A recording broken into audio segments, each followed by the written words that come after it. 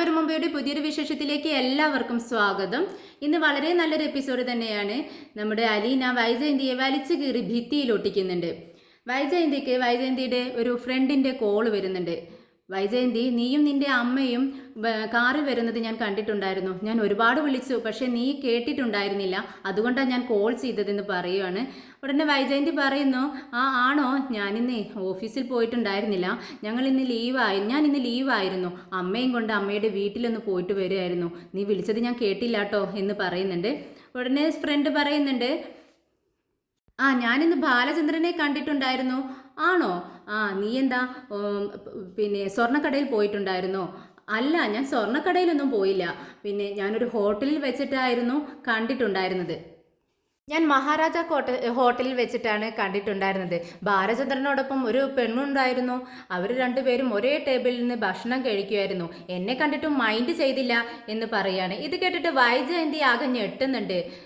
എന്നിട്ട് പറയുന്നുണ്ട്, അത് നമ്മുടെ ബബിതയായിരിക്കും. ഇന്ന് ഉച്ചയ്ക്ക് ഞാനിവിടെ ഇല്ലാത്തതുകൊണ്ട് ഭക്ഷണമൊന്നും ഉണ്ടാക്കിയിരുന്നില്ല.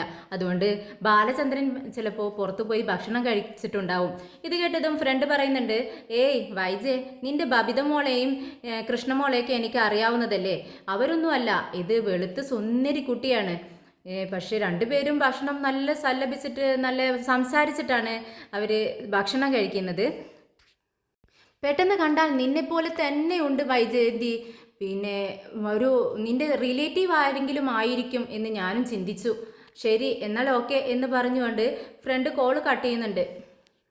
വൈജയന്തിക്ക് ഇത് കേട്ടതും ആകെ ദേഷ്യം വന്ന് ഒരു നിമിഷം ആലോചിച്ച് നിന്ന് ബാലചന്ദ്രൻ വിളിക്കുന്നുണ്ട്.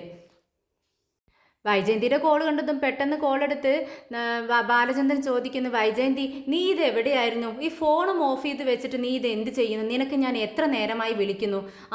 ഇപ്പോൾ കിട്ടിയല്ലോ. നിങ്ങൾ എവിടെ ബാലചന്ദ്ര എന്ന് ചോദിക്കുകയാണ് വൈജയന്തി. അപ്പോൾ വീണ്ടും ബാലചന്ദ്രൻ ഇത് തന്നെയാണ് ചോദിക്കുന്നത്, നീ ഇപ്പോൾ എവിടെയാണ്? എത്ര നേരമായി നിന്നെ ഞാൻ വിളിക്കുന്നു എന്ന് ചോദിക്കുമ്പോൾ, ഞാനിപ്പോൾ വീട്ടിലുണ്ട്. നിങ്ങൾ എവിടെയാണ്? ഞാനിതാ സ്വർണ്ണക്കടയിലുണ്ട്.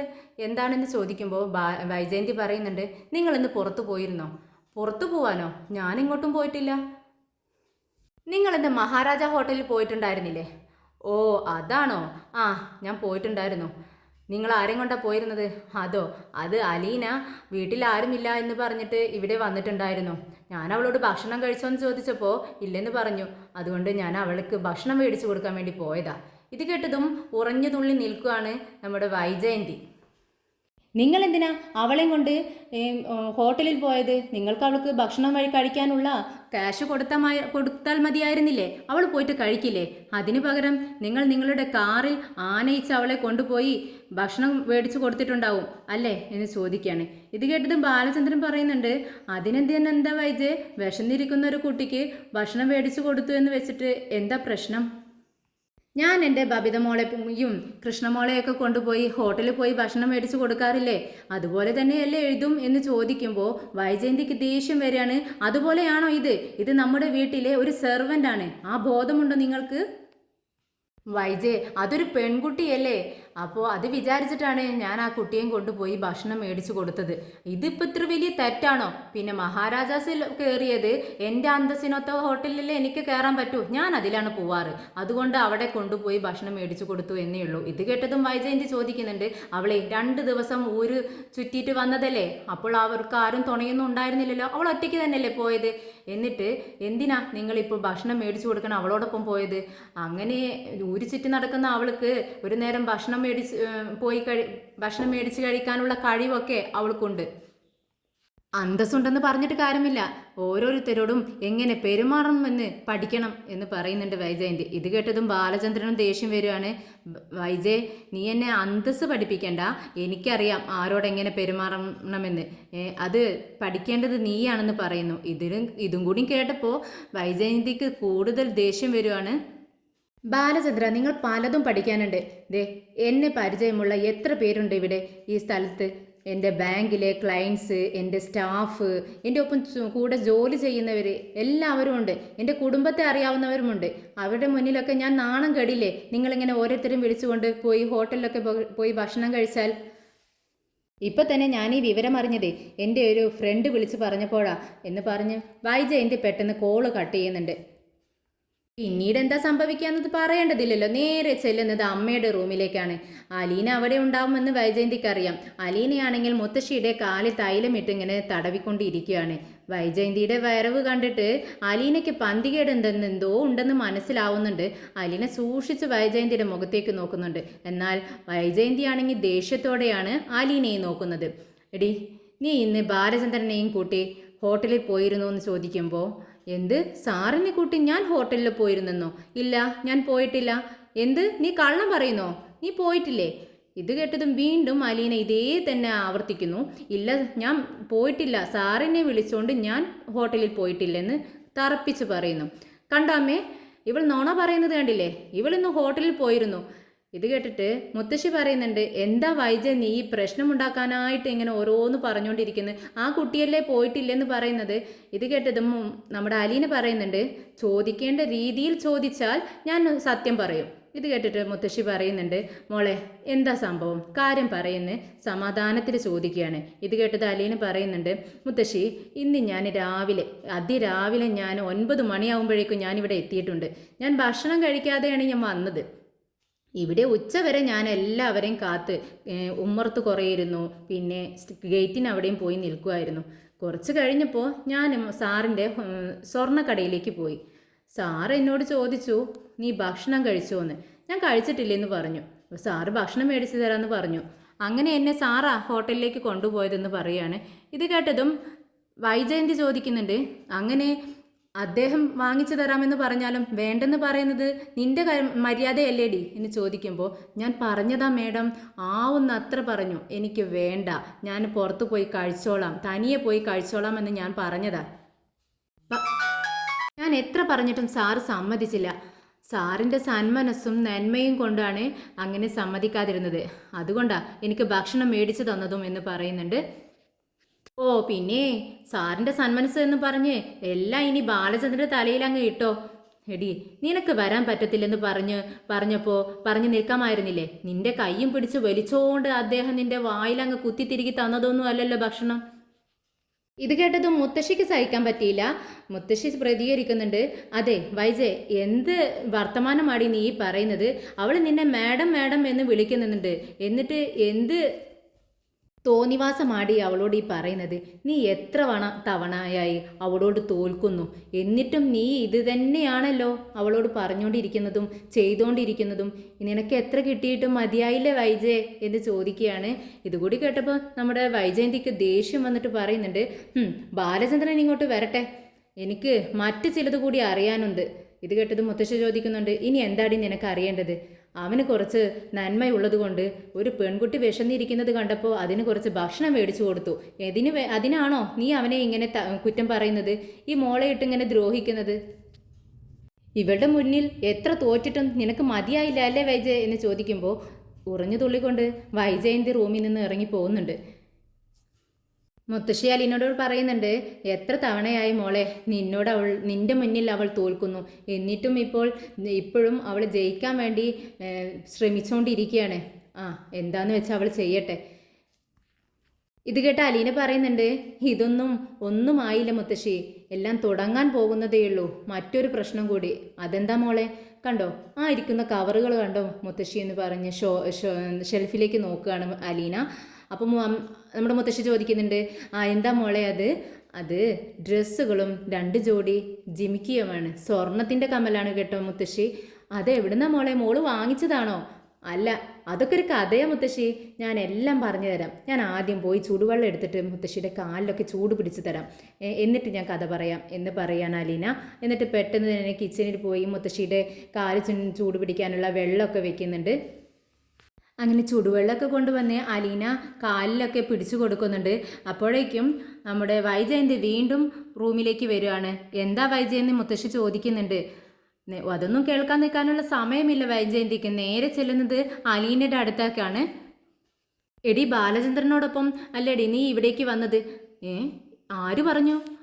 ആരെങ്കിലും ആയിക്കോട്ടെ, സത്യമല്ലേ ഞാൻ പറഞ്ഞത്? അല്ല, സത്യമല്ല. ഞാനൊരു ഓട്ടോ വിളിച്ചിട്ടല്ലേ ഇങ്ങോട്ടേക്ക് പോകുന്നത്. സാർ എന്നോട് പറഞ്ഞതാ നിന്നെ ഞാൻ വീട്ടിലേക്ക് ആക്കി തരാമെന്ന്. അപ്പോൾ ഞാൻ പറഞ്ഞു വേണ്ട സാറേ, എനിക്കൊരു ഓട്ടോ വിളിച്ചു തന്നാൽ മതിയെന്ന്. അപ്പോൾ സാർ ഒരു ഓട്ടോ വിളിച്ചു തന്നു, എന്നിട്ട് വീടിൻ്റെ കീയും തന്നു. അങ്ങനെ ഞാനൊരു ഓട്ടോയിൽ അവിടെ വന്നിറങ്ങിയത്. അതെന്തിനാടി നീ ഓട്ടോയിൽ വന്നത്? നീ ബാലചന്ദ്രനോടൊപ്പം ഫ്രണ്ട് സീറ്റിൽ തന്നെ ഇരുന്ന് ഞെളിഞ്ഞിരുന്ന് അങ്ങ് വരാമായിരുന്നില്ലേ? അതിന് ഞാൻ കാറിൽ വന്നല്ലോ. കാറിൽ വന്നെന്നോ? ആ, എന്നെ ഹോട്ടലിലേക്ക് കൊണ്ടുപോയത് സാറ് കാറിൽ തന്നെയാ. അപ്പോൾ ഹോട്ടലിൽ സാറിനോടൊപ്പം കാറിൽ പോകുന്നത് അവിടെയുള്ള സ്റ്റാഫെല്ലാം കണ്ടിട്ടുണ്ടാവില്ലേടി? അതിനെന്താ, അവർ കണ്ടോട്ടെ, അതിനിപ്പോൾ എന്താ പ്രശ്നം? എല്ലാവരുടെയും കണ്ണ് മൂടിക്കെട്ടാൻ പറ്റുമോ? അപ്പോൾ നീ അവിടെ ചെന്ന് ഇറങ്ങുമ്പോൾ അവിടുത്തെ ആളുകളും കണ്ടിട്ടുണ്ടാവില്ലേടി നീ ഫ്രണ്ട് സീറ്റിൽ ഇങ്ങനെ ഞെളിഞ്ഞിരിക്കുന്നത്? ബാലചന്ദ്രൻ വിളിച്ചപ്പോഴേക്കും നീ അഭിമാനത്തോടെ അങ്ങ് കയറിയിരുന്ന് പോയി അല്ലേടി? ഇത് കേട്ടതും അലീന പറയുന്നുണ്ട്, അതെ, ഞാൻ അഭിമാനത്തോടെയും സന്തോഷത്തോടെയാണ് സാറിനോടൊപ്പം കാറിൽ പോയത്. കൊണ്ടാണെന്ന് അറിയാവോ? ഞാൻ എൻ്റെ അച്ഛനെ പോലെയാണ് സാറിനെ കാണുന്നത്. എൻ്റെ അച്ഛനോടൊപ്പം ഒരു കാറിൽ പോകുന്നത് പോലെയാണ് എനിക്ക് തോന്നിയതെന്ന് അലീന പറയുന്നുണ്ട്. ഇത് കേട്ടിട്ട് നമ്മുടെ മുത്തശ്ശിക്ക് അലീനയോട് വാത്സല്യമാണ് തോന്നുന്നത്. എന്നാൽ വൈജയന്തിക്കാണെങ്കിൽ ദേഷ്യം വരികയാണ്. പിന്നീടൊന്നും വൈജയന്തി മിണ്ടുന്നില്ല. പെട്ടെന്ന് റൂമിൽ നിന്നാണ്ട് ഇറങ്ങി പോവാണ്. അലീന മുത്തശ്ശിയുടെ അടുത്ത് വന്നിരുന്നിട്ട് പറയുന്നുണ്ട്, എനിക്ക് ശരിക്കും അങ്ങനെയാണ് മുത്തശ്ശി തോന്നിയത്. അപ്പോൾ മുത്തശ്ശി പറയുന്നുണ്ട്, അതൊന്നും അവളോട് പറഞ്ഞിട്ട് ഒരു കാര്യവുമില്ല മോളെ, അവൾക്കതൊന്നും മനസ്സിലാവത്തില്ല എന്ന് പറയാണ്. പിന്നീട് ബാലചന്ദ്രൻ നേരത്തെ കാലത്തിന് വീട്ടിലേക്ക് കയറി വരുന്നത് കണ്ടിട്ട് വൈജയന്തി ചോദിക്കുന്നുണ്ട്, സമയമായില്ലല്ലോ, ബാലചന്ദ്രൻ എന്താ ഇന്ന് നേരത്തെ? നേരത്തെ വരേണ്ടി വന്നു. നീയല്ലേ എന്നെ നേരത്തെ ഇങ്ങോട്ടേക്ക് വരുത്തിച്ചത്. ഞാൻ ബാലചന്ദ്രനെ വിളിച്ചിട്ടൊന്നുമില്ലല്ലോ, വരാനും പറഞ്ഞിട്ടില്ല. എന്തിനാ വരാൻ പറയുന്നത്? നിനക്ക് എന്നെക്കുറിച്ച് എന്തോ സംശയമുള്ളതുപോലെ എനിക്ക് തോന്നി.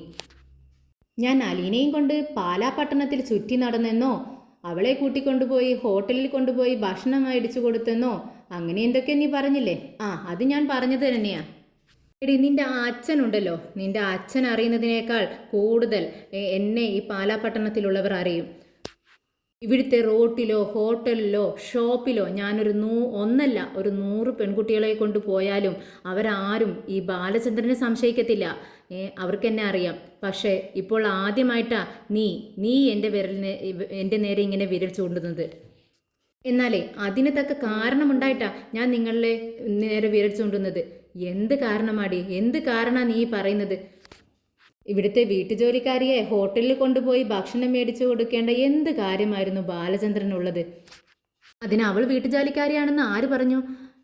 അവൾ പിന്നെ വീട്ടുജോലിക്കാരി തന്നെയല്ലേ എന്ന് വൈജയന്തി ചോദിക്കുക. അല്ല, അവൾ ഇവിടുത്തെ കെയർ ടേക്കറാണ്. നിന്റെ അച്ഛനുണ്ടല്ലോ, അച്ഛൻ തന്നെയാണ് അവൾ അവിടെ നിന്നും കൊണ്ടുവന്ന് ഇവിടെ നിന്റെ അമ്മയെ നോക്കാനായി ഒരു കെയർ ടേക്കറായിട്ട് ഇവിടെ നിർത്തിയത്. എന്നാലേ എനിക്കവളെ വെറും വീട്ടുവേലക്കാരിയാ. നിങ്ങൾ പറയുന്നത് കെയറും ഗീവറും ഒന്നും അല്ല എനിക്ക് അവളെന്ന് വൈജയന്തി പറയുന്നുണ്ട്. ഇത് കേട്ടിട്ട് ചിരിക്കുകയാണ് നമ്മുടെ ബാലചന്ദ്രൻ. അവളെ വേലക്കാരിയെ കാണുന്നത് നിന്റെ നീചമായ മനസ്സ്. പക്ഷേ നിന്നെ പേടിച്ചിട്ടല്ല അവൾ ആ ജോലിയൊക്കെ ചെയ്യുന്നത്, അവളുടെ എളിമ കൊണ്ടാണെന്ന് ബാലചന്ദ്രൻ പറയാണ്. നിങ്ങൾ അവൾക്ക് ഗിഫ്റ്റുകൾ വല്ലതും കൊടുത്തിട്ടുണ്ടായിരുന്നോ? ഇത് കേട്ടിട്ട് നമ്മുടെ ബാലചന്ദ്രൻ ഒന്ന് ഞെട്ടിക്കൊണ്ട് ചോദിക്കുന്നുണ്ട്, എന്ത് ഗിഫ്റ്റ് കൊടുത്തിട്ടുണ്ടെന്നോ? അല്ല, അവളുടെ കയ്യിൽ കുറച്ച് കവറുകളൊക്കെ കണ്ടു. നമുക്കിഷ്ടം പോലെ ജ്വല്ലറികളും ടെക്സ്റ്റൈൽ ഷോപ്പുകളൊക്കെ ഉണ്ടല്ലോ, അതുകൊണ്ട് ചോദിച്ചതാ. അങ്ങനെ അലീന പറഞ്ഞോ നിന്നോട്? അല്ല, അവളോട് ഞാൻ ചോദിച്ചില്ല. എന്നാലേ അവളെ വിളിക്കേ എന്ന് ബാലചന്ദ്രൻ പറയാ. വേണ്ട, നിങ്ങൾ തന്നെ പറഞ്ഞാൽ മതിയെന്ന് വൈജയന്തിയും പറയുന്നുണ്ട്. നിന്റെ പെറ്റ തള്ളയെയും തന്തയെയും വിശ്വസിക്കാത്തവളാ, എന്നിട്ടല്ലേ ഞാൻ പറഞ്ഞത് വിശ്വസിക്കുന്നത്. വിളിക്ക്, അലീനയെ വിളിക്കുക എന്ന് തറപ്പിച്ച് പറയാ ബാലചന്ദ്രൻ. ഇത് കേട്ട് വൈജയന്തി പറയുന്നുണ്ട്, ശരിയാ, അവളോട് ചോദിക്കുന്നത് തന്നെ നല്ലത്. എന്തായാലും നമ്മൾ കൊടുക്കുന്ന ശമ്പളത്തേക്കാൾ കൂടുതൽ വിലപിടിപ്പുള്ള സാധനങ്ങൾ വാങ്ങിക്കുന്നുണ്ട് അവളെങ്കിൽ അതെവിടെ നിന്നാണെന്ന് നമ്മൾ അറിഞ്ഞിരിക്കണം. അതൊന്ന് സൂക്ഷിക്കുന്നത് നല്ലതാ, അവളോട് ചോദിക്കാം എന്നും പറഞ്ഞ് വൈജയന്തി അലീനയെ വിളിക്കാൻ വേണ്ടി പോവാണ്. വൈജയന്തിയുടെ പിറകെ അലീന തൻ്റെ കയ്യിൽ താൻ കൊണ്ടുവന്ന കവറുകൾ പിടിച്ചുകൊണ്ടാണ് വൈജയന്തിയുടെ പിറകെ ഇങ്ങനെ അലീന വരുന്നത്. ഉടനെ തന്നെ ബാലചന്ദ്രൻ അടുത്ത് നിന്ന് ചോദിക്കുന്നുണ്ട്, അലീനെ, നിന്റെ കയ്യിലുള്ള ഈ സാധനങ്ങൾ ഞാൻ വാങ്ങിച്ചു തന്നതാണോ? ഇത് കേട്ടിട്ട് അലീന ചോദിക്കുന്നുണ്ട്, എന്താ സാർ? അങ്ങനെയല്ലല്ലോ, സാർ വാങ്ങി തന്നതല്ലല്ലോ. എന്താ സാർ അങ്ങനെ ചോദിച്ചത്? എൻ്റെ ഭാര്യയ്ക്ക് അങ്ങനെയൊരു സംശയം. വീട്ടിൽ നിൽക്കുന്ന ജോലിക്കാരിയെ വശീകരിച്ച് വശത്താക്കാൻ വേണ്ടി ഞാൻ വാങ്ങിച്ചു തന്ന സാധനങ്ങളാണോ ഇത് എന്ന് എൻ്റെ ഭാര്യയ്ക്കൊരു സംശയമെന്ന് പുച്ഛത്തോടെ പറയാണ് ബാലചന്ദ്രൻ. ഇത് കേട്ടിട്ട് വൈജയന്തിക്കൊന്ന് കൊള്ളുന്നുണ്ട്. വൈജയന്തി പെട്ടെന്ന് അടുത്തേക്ക് ചെന്നിട്ട് ചോദിക്കുന്നുണ്ട്, ദേ ബാലചന്ദ്രൻ, ഞാൻ ഇങ്ങനെയൊന്നും പറഞ്ഞില്ല. ബാലചന്ദ്രൻ എഴുതാപ്പുറം വായിക്കേണ്ട. നീ അങ്ങനെ തെളിച്ചൊന്നും പറഞ്ഞില്ല, പക്ഷേ കാളവാല വെക്കുമ്പോൾ അറിയാലോ അതെന്തിനാണെന്ന്. അലീന പെട്ടെന്ന് തൻ്റെ കയ്യിലുള്ള കവറിൽ നിന്നും സാധനങ്ങളെല്ലാം പുറത്ത് വെക്കുകയാണ് ടേബിളിൻ്റെ മുകളിലേക്ക്. എന്നിട്ട് പറയുന്നുണ്ട്, ഇതെല്ലാം ഞാൻ എറണാകുളത്ത് നിന്നും കൊണ്ടുവന്നതാ. ഇതിൻ്റെ എല്ലാം ബില്ലുമുണ്ട്, അത് നിങ്ങളെ കാണിക്കാം എന്ന് പറഞ്ഞുകൊണ്ട് ഡ്രസ്സിൻ്റെ ബില്ലെടുത്തിട്ട് ബാലചന്ദ്രൻ്റെ കയ്യിൽ കൊടുക്കുന്നുണ്ട്. പിന്നീട് ഒരു കവർ എടുത്തിട്ട് പറയുന്നുണ്ട്, ഇത് ഇയറിങ്സ് ആണ്, സ്വർണ്ണമാണ്, ഇതിൻ്റെയും ബില്ലെൻ്റെ കയ്യിലുണ്ടെന്ന് പറഞ്ഞ് ബാലചന്ദ്രൻ്റെ കയ്യിൽ എടുത്തു കൊടുക്കുന്നു. പെട്ടെന്ന് വൈജയന്തി വന്ന് സ്വർണത്തിൻ്റെ ബില്ലെടുത്തുകൊണ്ട് നോക്കുന്നുണ്ട്. ബില്ല് നോക്കിക്കൊണ്ട് വൈജയന്തി അതിനോട് പറയുന്നുണ്ട്, ഇത്രയും ശമ്പളമൊന്നും നിനക്ക് ഞങ്ങൾ തന്നിട്ടില്ല, പിന്നെ എങ്ങനെ നീ ഇയറിങ്സ് വാങ്ങി? ഇത് കേട്ടിട്ട് അലീന പറയുന്നുണ്ട്, ഇത് എറണാകുളത്തുനിന്ന് മാമച്ചായം വാങ്ങിച്ച് തന്നതാ, ഗിഫ്റ്റായി തന്നതാ. ആ, ഗിഫ്റ്റാണെന്ന് എനിക്ക് മനസ്സിലായി, അതാര് തന്നു എന്നാണ് എനിക്ക് അറിയേണ്ടത്. ഇത് കേട്ട് കുറച്ച് വിഷമത്തോടെ അലീന വൈജയന്തിയെയും ബാലചന്ദ്രനെയും ഇങ്ങനെ മാറി മാറി നോക്കുവാണ്. ആരായി മാമച്ചനങ്കിളെന്ന് വൈജയന്തി ചോദിക്കുന്നുണ്ട്. അതേ, രേവതി കുട്ടി മാമച്ചനങ്കിളിൻ്റെ വീട്ടിലാണ് ജോലി ചെയ്യുന്നത്. ഓ, ഇപ്പം എനിക്ക് കാര്യങ്ങളെല്ലാം മനസ്സിലായെന്ന് തല കുലുക്കിക്കൊണ്ട് വൈജയന്തി പറയുവാണ്. ആരാടി രേവതിക്കുട്ടി എന്ന് ചോദിക്കുന്നുണ്ട് വൈജയന്തി. അത് രേവതിക്കുട്ടിയുടെ അടുത്തേക്കാണ് ഞാൻ പോകുന്നതെന്ന് പറഞ്ഞിട്ടല്ലേ ഇവിടെ നിന്ന് പോയത്. രേവതിക്കുട്ടി എൻ്റെ അനിയത്തിയെ പോലെയാ എന്ന് പറയുമ്പോൾ വൈജയന്തി കളിയാക്കിക്കൊണ്ട് പറയുന്നുണ്ട്, ഓർഫനേജിൽ വളർന്ന നിനക്ക് എവിടുന്ന് അടി അനിയത്തി? അതിന് രക്തബന്ധം തന്നെ വേണമെന്നില്ല സ്നേഹിക്കാൻ, അതിനേക്കാൾ വലിയ ബന്ധങ്ങളുണ്ട് മാഡം. രക്തബന്ധമുള്ളവർ കൊണ്ടുപോയി ഓർഫനേജിൽ തള്ളും, അവിടെ നിന്നും സ്നേഹമുള്ളവർ എടുത്തു വളർത്തും. അലീനയുടെ വാക്കുകൾ കേട്ടിട്ട് ദേഷ്യം വന്നിങ്ങനെ സൂക്ഷിച്ച് നോക്കുകയാണ് വൈജയന്തി. എന്തിനാടി നീ 2 ദിവസം അവിടെ പോയി താമസിച്ചതിനാണോ ഈ ഗിഫ്റ്റൊക്കെ നിനക്ക് വാങ്ങിച്ചു തന്നിരിക്കുന്നത് എന്ന് ദേഷ്യത്തോടെ വൈജയന്തി ചോദിക്കും.